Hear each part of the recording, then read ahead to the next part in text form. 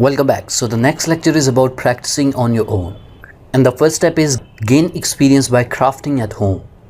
You do not have to limit yourself to designing at a job or school. With the proper tools and materials, you can practice making your designs come to life. Materials and tools can become expensive, so you may want to start out with just the basic materials. Here are some general tools to get you started. Number 1. Scissors that are professional quality are great for cutting into extra small places with ultra sharp precision. Number 2. Thread clippers are useful for quick snipping work. Number 3. A standard graphing ruler is a basic piece of jewelry equipment that will help you visualize and create your designs. Number 3.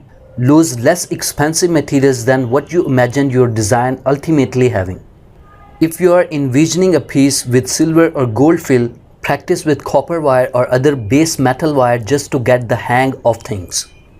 Number 5. Hammers and mallets can be vital for forming jewelry.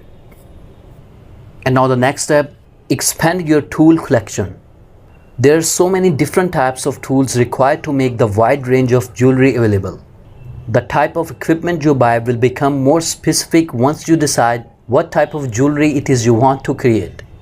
Here is a list of common equipment used to make jewelry that you may or may not need. Bead boards, discs and templates, anvils and blocks, wire jigs, stamps and punches. And now the next step, invest a variety of pliers. Pliers may be one of the most helpful tools you use to help you create your design. There are many different pliers out there and they all offer a unique way to help you create jewelry. Here are essential pliers to have in your toolkit. Number 1.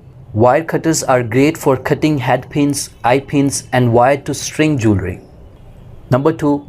Round nose pliers are good when you want a smooth curve and will help you make loops, bands, clasps and jump rings for wire work.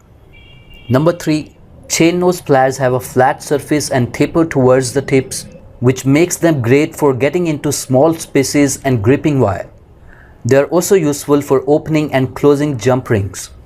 Number 4. Crimping pliers are a perfect tool for stringing beads because they have 2 notches on the jaws that easily secure tubes and beads. Well guys, I'm all done. I hope you understand. See you in the next lecture.